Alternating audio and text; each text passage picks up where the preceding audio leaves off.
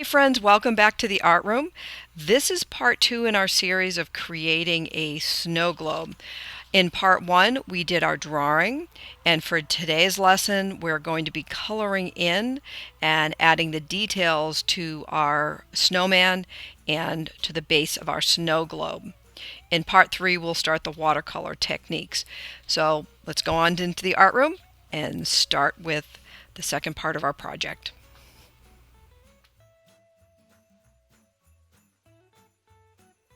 Hi friends, welcome back to the art room. We're in part two of our perspective-based snow globes, so that we have a little form to it. You should have your drawing from our last class.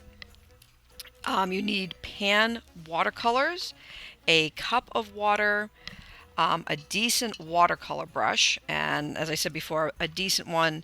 It would have a nice little point to the tip, so none of the hairs on the tip of the brush are frayed out. It would have a nice little pointy tip on it, and they look nice and flat. You're also going to need, which I'm going to add from the last one, are some colored pencils and some kind of a permanent marker.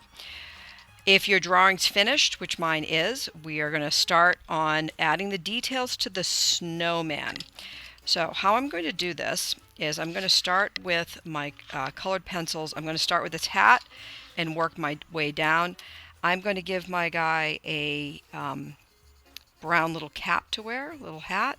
I think I'm going to leave the brim, actually a little edge on the hat, which I'll make a second color. And I'm being careful to keep my drawing within the shape.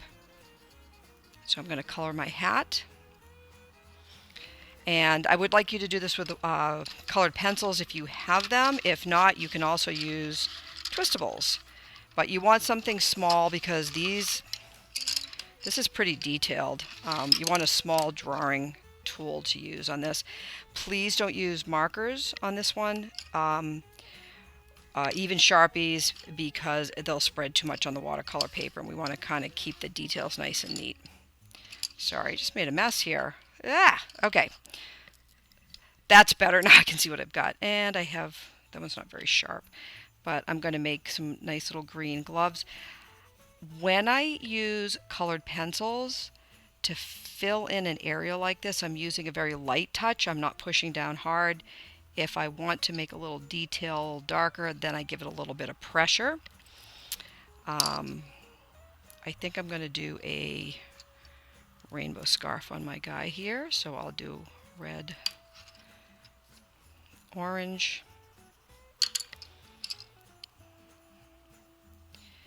yellow. You guys remember the order of the rainbow, and a green. What comes after green? It's Roy G. Biv.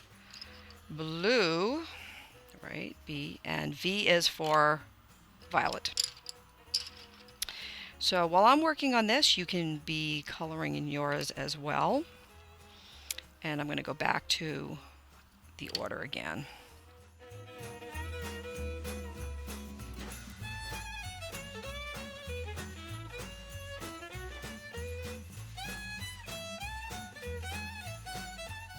My scarf is done, and then I'm going to do my,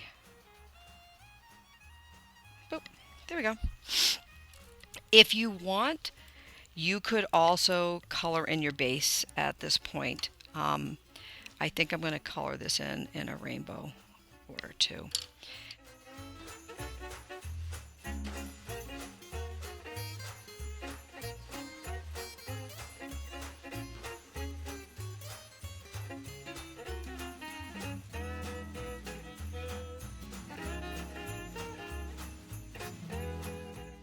And I'm just going to color in this nice little red heart. I'm going to leave a little white spot right there, so it looks like it's a little round and shiny.